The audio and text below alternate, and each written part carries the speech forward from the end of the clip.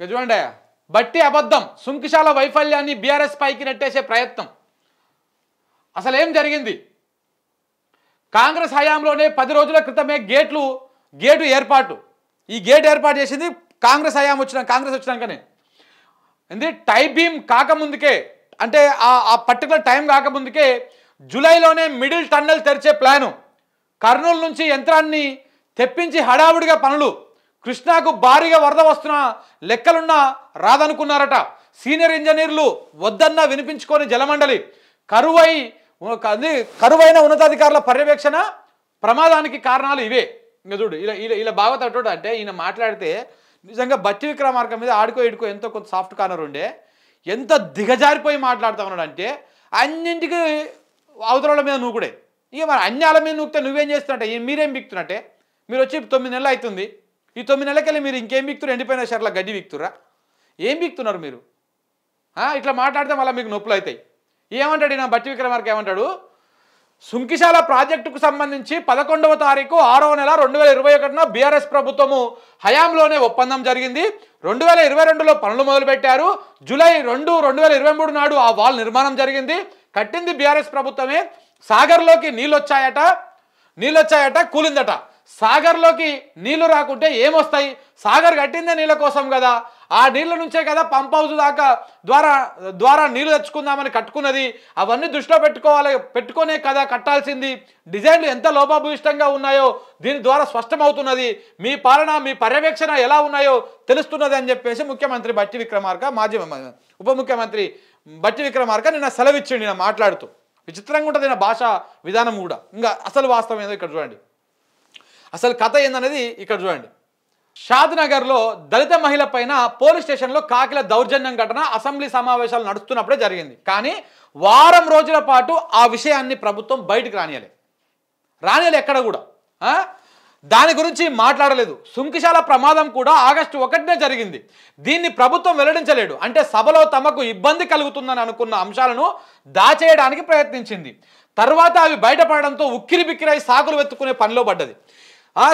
సకల పాపాలకు కారణం అతడే అన్నట్టుగా ఉన్నది బీఆర్ఎస్ పట్ల కాంగ్రెస్ ప్రభుత్వ వైఖరి. ఏదైనా తప్పు జరిగిందా? అది బీఆర్ఎస్ 10 ఏళ్ల పాలన పాపం. 10 ఏళ్లలో ఏదైనా మంచి జరిగిందా? అది 10 ఏళ్లలో ఏదైనా మంచి జరిగిందా? అది 10 ఏళ్ల కిందున్న కాంగ్రెస్ లేదా చంద్రబాబు ప్రభుత్వాల వల్ల గొప్పతనం అనేటటువంటి, అంతకుముందు ఉన్నటువంటి ప్రభుత్వాల గొప్పతనం అనేది రేవంత్ రెడ్డి సర్కారు ఘనతనమాట. ఇక పైనుంచి లెక్కలు అందుబాటులో ఉన్న కృష్ణానది ప్రవాహాన్ని ఊహించలేక, సాగర్లో వరదను అంచనా వేయలేక, గేటుకు టైం బీమ్ ఏర్పాటు పనులను పూర్తి అయ్యాయో లేదో చూసుకునే పర్యవేక్షణ లేక, పట్టించుకునే నాదుడే లేక, సొరంగాన్ని ఎప్పుడు తెరవాలన్న తెలివి లేక, తప్పు మీద తప్పు చేసి ఆ తప్పు ఎక్కడ అసెంబ్లీ దృష్టికి వస్తుందో అని వారం రోజుల దాకా దాచేసి మసిబూసి మారేడుకాయ చేసిన రేవంత్ ప్రభుత్వము అసలు విషయాన్ని నమస్తే తెలంగాణ పేపరు వెలుగులోకి తేగానే తత్తరపడి బిత్తరపోయి ఇదంతా బీఆర్ఎస్ ప్రభుత్వ నిర్వాహకమే అనే పాత పాట అందుకున్నది. సుంకుశాల కూలిపోవడం బీఆర్ఎస్ సర్కార్ పాపమే అయితే వారం రోజుల పాటు ఈ ప్రభుత్వం ఎందుకు దాన్ని బయట పెట్టలేదు? నేను ఫస్ట్ స్టార్టింగే చెప్పిన ఇది బీఆర్ఎస్ ప్రభుత్వమే, బీఆర్ఎస్ సర్కారు పాపమే, కేసీఆర్ పాపమే అయితే మరి ఎందుకు 10 రోజుల నుంచి దాన్ని దాచిపెట్టారు? 1వ తారీఖు నాడు కూలిపోతే ఇవాళంతా 9వ తారీఖు, 8 రోజులు ఎందుకు దాచిపెట్టావు నువ్వు? ఈ కాంగ్రెస్ వాళ్ళు అవకాశం వస్తే ఊకుంటారా? కాంగ్రెస్ కేసీఆర్ కట్టింది కూలిపోతే ఆపుతారా ఏదన్నా? మరి 8 రోజులు ఎందుకు దాచిపెట్టావు? నువ్వు స్వతంత్రమే, నువ్వు శుద్ధపూసవే, నువ్వు సంసారివే, నువ్వు మంచి నీ అన్నం నీ పరమాన్నం 10 రోజుల దాకా చల్లారదు నువ్వు వండింది. మరి అంత మంచిగా ఉన్నప్పుడు అది మొత్తం కేసీఆర్ తప్పే అయినప్పుడు మరి 10 రోజుల దాకా ఎంత దాచిపెట్టావు? వారం రోజులు ఎంత దాచిపెట్టినావు దాన్ని? ఆ విషయాన్ని ఆ రోజే బయట పెడితే అయిపోతున్నాయి కదా. అదే అసెంబ్లీ వేదికగా కేసీఆర్ కట్టింది కూలిపోయిందని చెప్పొచ్చు కదా నువ్వు. అది చేతగాక, ఎందుకంటే అది మీ తప్పు వల్ల జరిగింది కాబట్టి. సుంకిశాల తప్పుడు డిజైన్ అయితే 8 నెలలుగా పరిపాలన చేసిన వారు దాని మీద సమీక్ష జరిపి పనులు ఎందుకు ఆపలేదు? సుంకిశాల పనులు నాశనకమే అయితే సీజన్లో వచ్చినటువంటి సాగర్ వరదకు ఎందుకు కొట్టుకపోలేదు? ఏది గత సీజన్లో వచ్చింది? సుంకిశాల కూలిపోవడం బీఆర్ఎస్ ప్రభుత్వ నిర్వాహకమే అయితే కాళేశ్వరానికి తీసుకుపోయినట్టుగా వారానికో మీడియా బృందాన్ని ఎందుకు తీసుకుపోలేదు? హెలికాప్టర్లో రాహుల్ గాంధీ లాంటి పప్పు ఎందుకు రాలేదు? అక్కడికి ఎందుకు రప్పించలేదు వీళ్ళు? ఇవన్నీ చేయకుండా ఆ వీడియో ఎవరు తీశారు, ఎవరు నమస్తే తెలంగాణకు ఇచ్చారని బెదిరింపులు ఎందుకు దిగుతున్నట్టు? వీటన్నింటిని బట్టి చూస్తే అర్థమవుతున్నది ఏంటిది? సుంకిశాల పాపం ఖచ్చితంగా ఈ కాంగ్రెస్ ప్రభుత్వాన్ని, ఈ చేతగాని సౌటలు సన్నాసుల ప్రభుత్వాన్ని. అంతకుమించి ఇంకొకటి ఏముంది? జలమండలి చెప్పినటువంటి అసలు నిజం.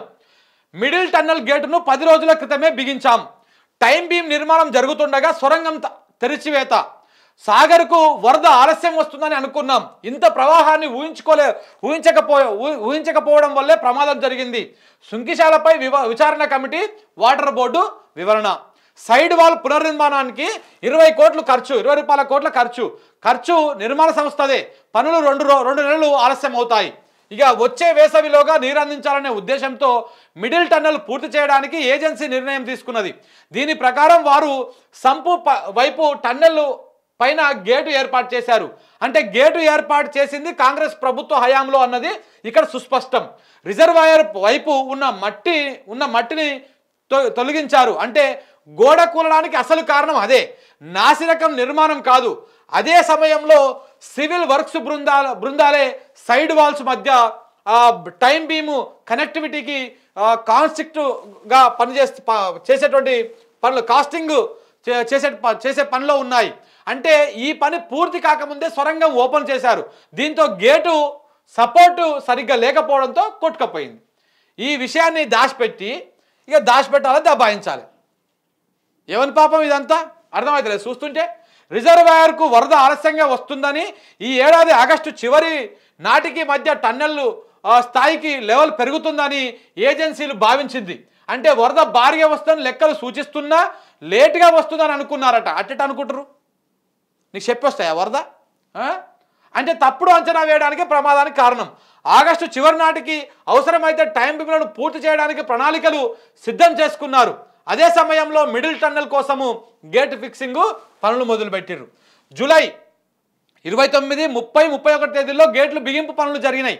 అదే సమయంలో నాగార్జున సాగర్కు ఒక్కసారిగా భారీగా వరద ప్రవాహం పెరిగింది. దాదాపు 3.5 లక్షల అంటే 3,50,000 క్యూసెక్ల ఇన్ఫ్లో రావడంతో నాగార్జున సాగర్ రిజర్వాయర్ వద్ద అకస్మాత్తుగా బ్యాక్ క్లోజ్ వేవ్ యాక్షన్ పెరిగి నీళ్లు టన్నెల్లోకి వచ్చినాయి. దీంతో టన్నెల్ గేటు ధ్వంసమై దానికి అనుసంధానంగా ఉన్నటువంటి సైడ్ వాల్ కూలిపోయింది. అంటే టైం బీమ్ పూర్తి కాకముందే సొరంగం ఓపెన్ చేయడమే అసలు ప్రమాదానికి కారణం అన్నమాట. ఇదంతా 5 నిమిషాల స్వల్ప వ్యవధిలో జరిగిపోయింది. రిజర్వాయర్ సంపు పూర్తి స్థాయి నీటి మట్టంతో నిండిపోయింది. ఇది సుంకిశాల ప్రమాదం పైన జలమండలి ఈ విధంగా ప్రకటన చేసిందంట. జలమండలి ఇచ్చినటువంటి ప్రకటన ఈ విధంగా ఉంది. సిగ్గుతో తలదించుకో బట్టి విక్రమార్క. ఇంకా నువ్వు మళ్ళీ మాట్లాడక ఎడబడతాడా? ఏది పడితే అది మాట్లాడకు, అన్ని నీ మీద వేసుకొని. ఆ రేవంత్ రెడ్డితోనో ఆ ఉత్తమ్ కుమార్ రెడ్డి ఉన్నాడు కదా, మాట్లాడతాడు ఎవరికి అర్థం కాకుండా. ఆయనతో మాట్లాడిపి మేము వేసుకుంటాం, మాలాంటి అరుచుకుంటాడు. ఎందుకంటే నిన్ను జర ఎక్కువ అనలేకపోతున్నాం, మనసు వస్తలేదు. కానీ ఆయన అయితే అంటాం మేము గట్టిగా. దాచేయి దబాయించేయి సుంకిశాల పైన ఇరకాటంలో కాంగ్రెస్ బీఆర్ఎస్ సర్కార్పై నెట్టేసే కుట్ర. ఇవన్నీ వేళ్ళన్నీ రేవంత్ ప్రభుత్వం వైపే. వైఫల్యాన్ని దాచి గత పాలనపై నిందలు.